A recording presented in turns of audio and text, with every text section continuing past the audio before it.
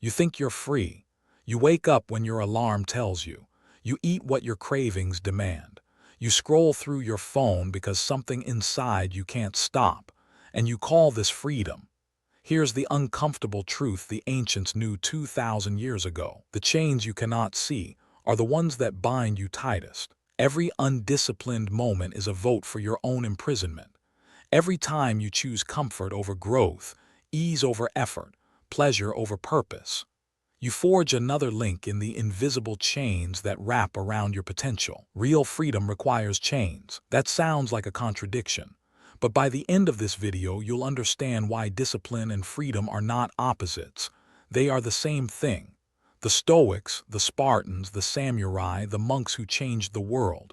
They all discovered this secret. And today, you will too. The paradox. Here's a question that will rewire your brain. What's the difference between a wild horse and a trained one? The wild horse runs wherever it wants. No rules, no master, complete freedom. Right? Wrong. The wild horse is a slave to its instincts. It runs from every shadow, it panics at every noise. It cannot choose where to go because its fears choose for it.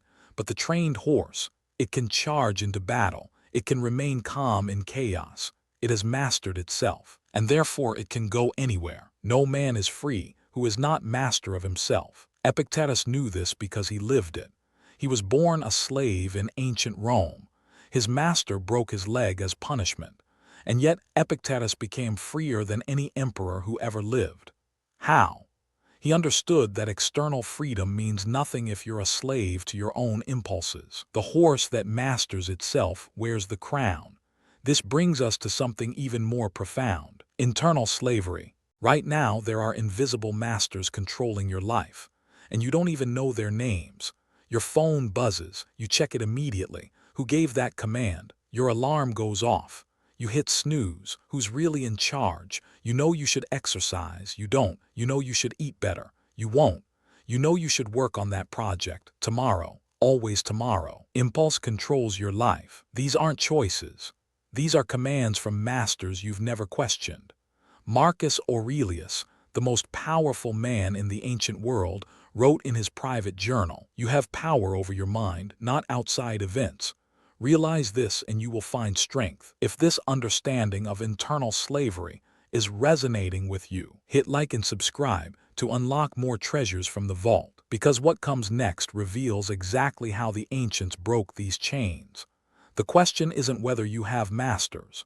The question is whether you'll choose your own. Choosing masters. Here's what nobody tells you about discipline.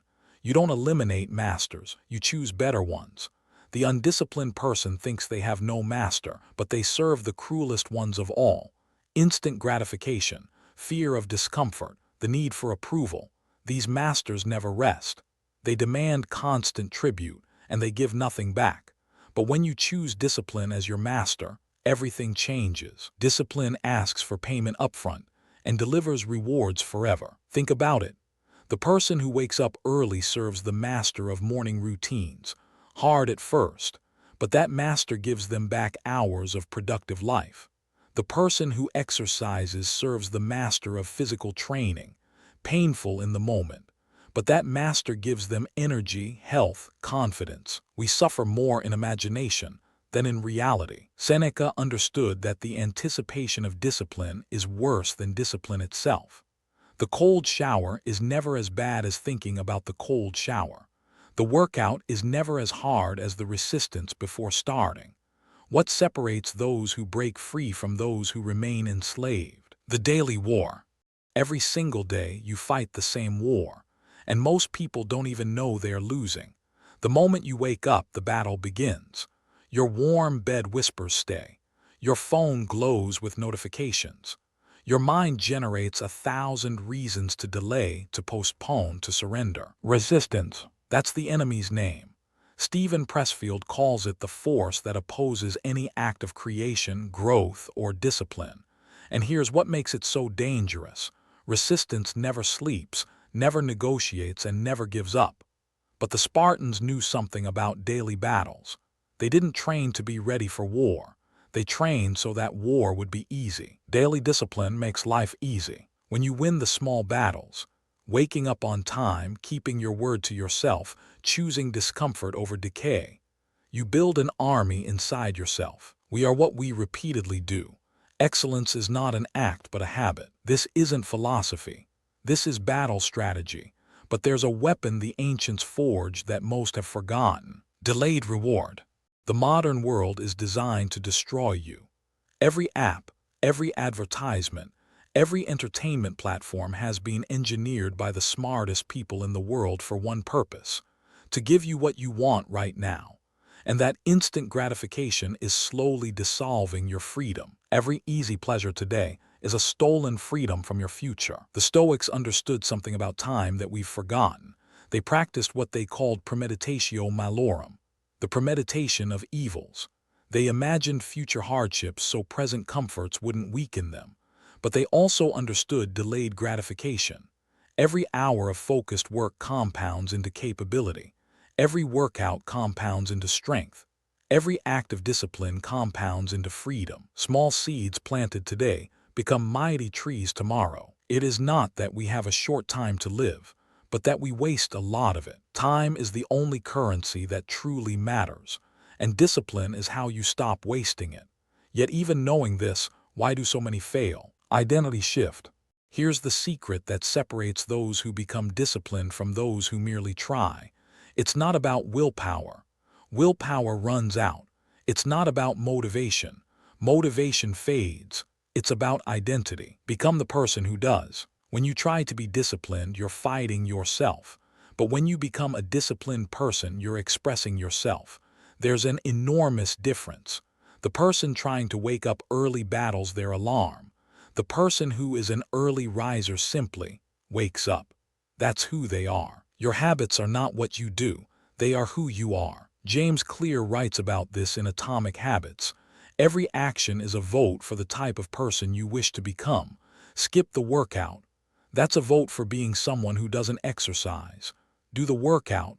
That's a vote for being an athlete. The soul becomes dyed with the color of its thoughts. You are painting your identity with every choice. What colors are you using? But identity alone isn't enough. There's a crucial element the ancients understood. Structure creates. The greatest artists don't fear constraints. They need them. A poet writes within the structure of a sonnet. A musician composes within the structure of scales. A painter works within the boundaries of a canvas. And somehow, these limitations create masterpieces. Your life is no different. Structure does not limit freedom. It creates it. Think about the most chaotic time in your life. Were you more free or less free?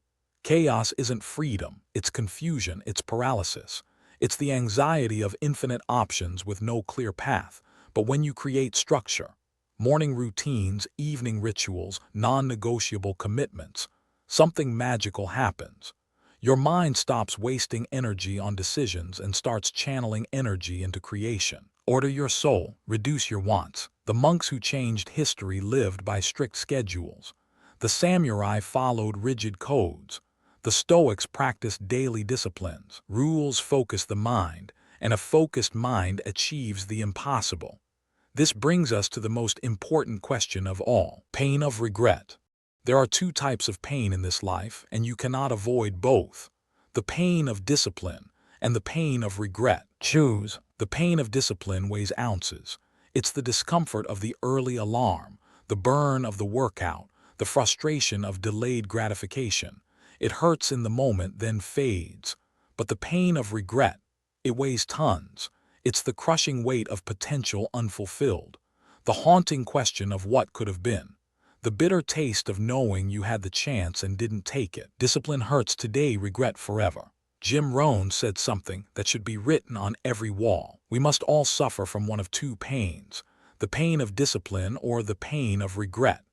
The difference is discipline weighs ounces, while regret weighs tons. Right now, future you is watching. They are either thanking you or cursing you for the choices you make today. Which will it be?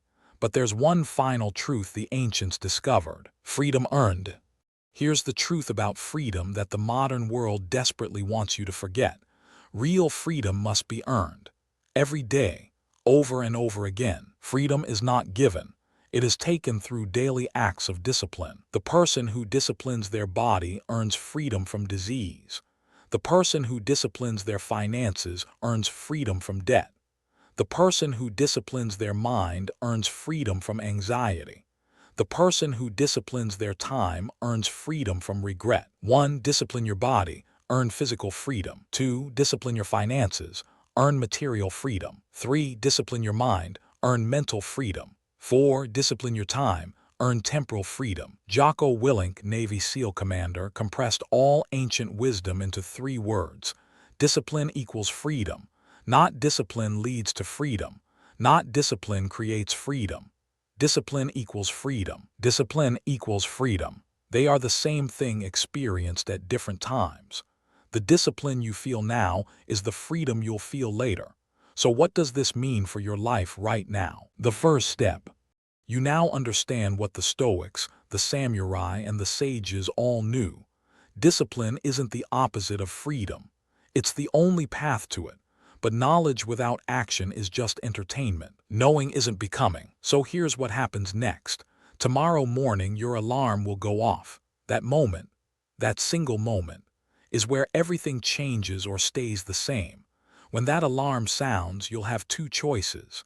Hit snooze and vote for the person you've always been, or get up immediately and vote for the person you want to become. Start with that one victory, then stack another. Then another. Well-being is realized by small steps, but is truly no small thing. The journey of 1,000 miles begins with a single step, but that step must be taken with discipline.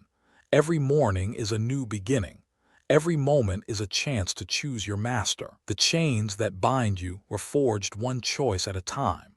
The freedom that awaits you will be earned the same way. 2,000 years ago, a slave named Epictetus became freer than emperors.